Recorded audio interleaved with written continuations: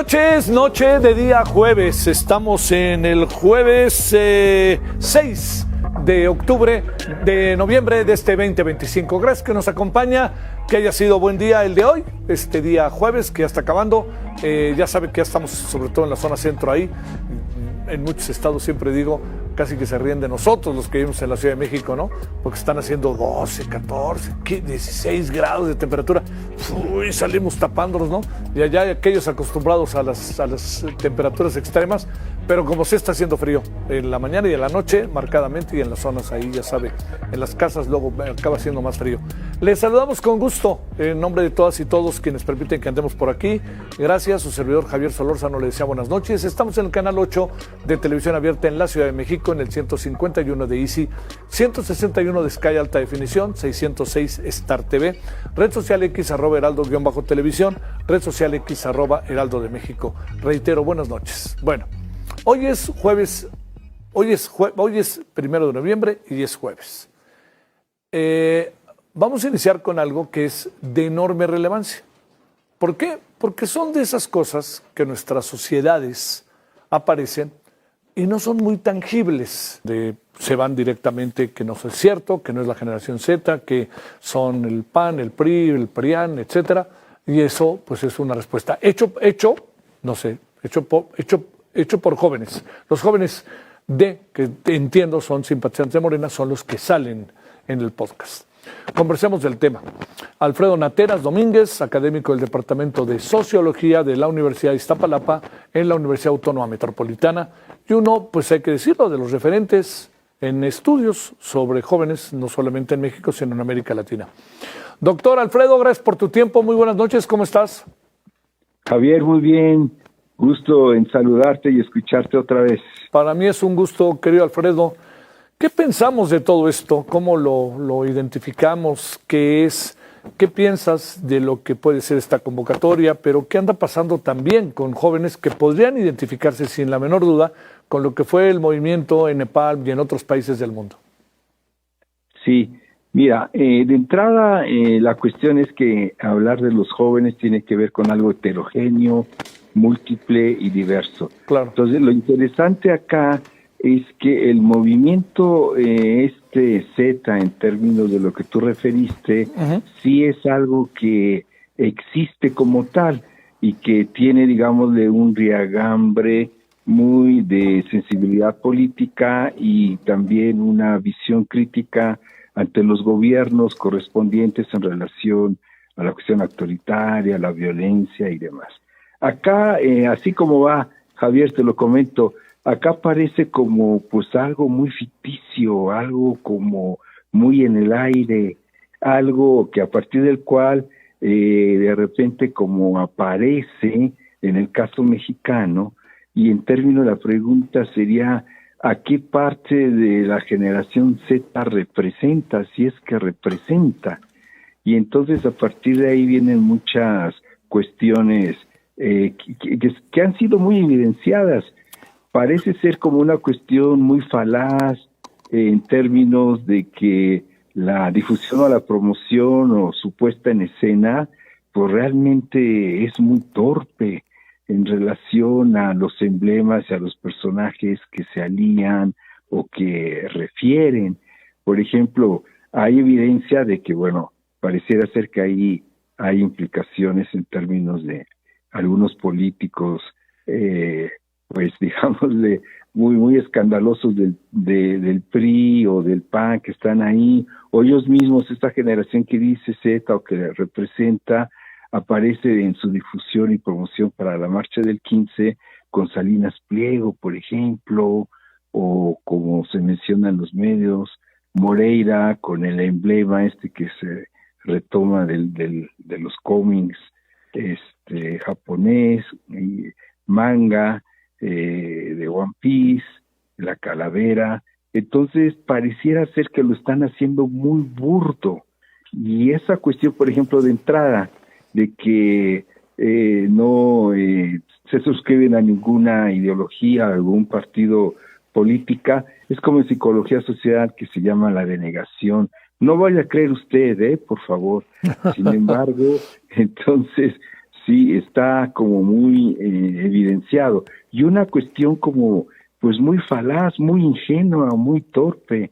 A estas alturas, cuando alguien dice de que es apolítico, eso ya es una postura política. Sí. Cuando alguien dice de que no tiene una postura ideológica, eso ya es una postura ideológica. Entonces todo indica por las evidencias.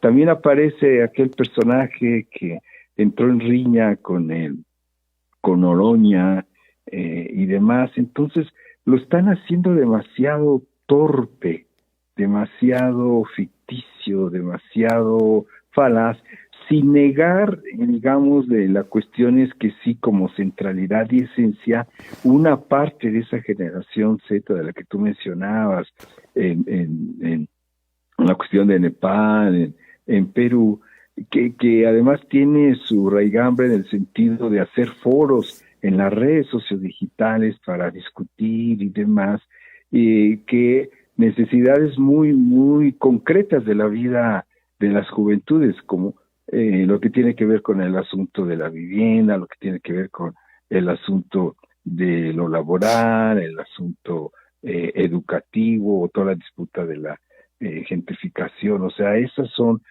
cuestiones genuinas o hartos de la violencia, pero no es una violencia que se genera, es una violencia estructural de antaño, y todos los símbolos que retoman, por ejemplo, en términos de lo que pasó a partir de el trágico asesinato de Uruapan, todos esos emblemas, hasta parece como algo que está como un uso político, la verdad, pues demasiado torpe y a su vez, pues sí, lo voy a decir tal cual como lo siento y lo pienso, pues demasiado miserable, ¿no? En relación. El país tiene sus complicaciones, la violencia, pero como lo representan a partir de las imágenes que justamente lo toman de Nepal y la bandera, del cómic, entonces está totalmente desbordado, como si estuviéramos en el caos total. O sea, no estamos tampoco en la cuestión así totalmente favorable, pero también apelan a una cuestión como intervencionista, que eso me parece que es grave y es delicado en términos de que miren, el gobierno mexicano o nosotros como mexicanos no podemos resolver nuestros problemas, entonces hay que convocar al imperio y toda esta andanada. Entonces, digámosle que en ese sentido yo estoy como muy curioso para ver realmente qué va a suceder y qué capacidad de convocatoria van a tener para el domingo. A ver, Alfredo, como sea, pues es una... No, primero no sabemos cuánta gente vaya a ir, ¿no? Siempre eso es un enigma, ¿no? Pero te diría otra cosa, Alfredo, que bueno, es la primera fuerte, podría ser, lo digo como hipótesis, podría ser la primera marcha fuerte en tiempos de Claudia Sheinbaum, ¿no? Que ese es un asunto importante. Pero diría, el gobierno, ¿qué tendría que hacer? No la puede menospreciar casi que por un principio político, de pluralidad, etcétera. ¿Y qué supones que pueda pasar con todo esto? Porque a lo mejor pues, la convocatoria es grande también en función de otras cosas que andan pasando en el país. Oye, pero a lo mejor nadie se asoma, ¿no? Porque las últimas también marchas ya sabes qué ha pasado, ¿no? Claro. Mira, yo creo que en ese sentido, el gobierno, a través de la doctora Claudia Sheinbaum, para empezar tiene que ser respetuoso y tiene que ser prudente. Sí. Y a su vez también tiene que dar todas las condiciones de seguridad para que esa marcha no devenga, digámoslo, en una cuestión de que la intervengan deliberadamente como para ocasionar gestiones de violencia. En ese sentido, yo creo que debe ser respetuoso en términos de que, bueno, estamos en un país democrático, aún con todas sus consideraciones, pero que la libre expresión. Entonces, en ese sentido, me parece que, evidentemente, y se ha reiterado unas más veces, hasta ahorita lo hemos vislumbrado favorable, de que nada que tenga que ver con la represión favorecería a un gobierno que se, considera justamente que es distinto a los gobiernos represores anteriores. Eso es lo que yo simplemente aconsejaría. Y si hay provocaciones, que yo sí creo que las va a haber, como en toda manifestación y marcha, crear escenarios en términos que provoquen a las fuerzas o provoquen a otros para que entonces haya represión a este contingente y demás. Y estar en ese sentido, pues simplemente es el derecho y avante, ¿no? Dar las consideraciones de seguridad que todo manifestante tiene. Sí. Te mando un saludo, doctor Alfredo, gracias que estuviste con nosotros. Un abrazo, Javier. Para ti, gracias. Mucho. Cuídate tú más. Ándale, hasta luego. Muchas gracias. Bueno, vamos a hacer una pausa, vamos a regresar para hablar sobre las conclusiones de lo que se conocen como las consultas públicas, terminaron el 31 de octubre, rumbo a la revisión del Tratado México.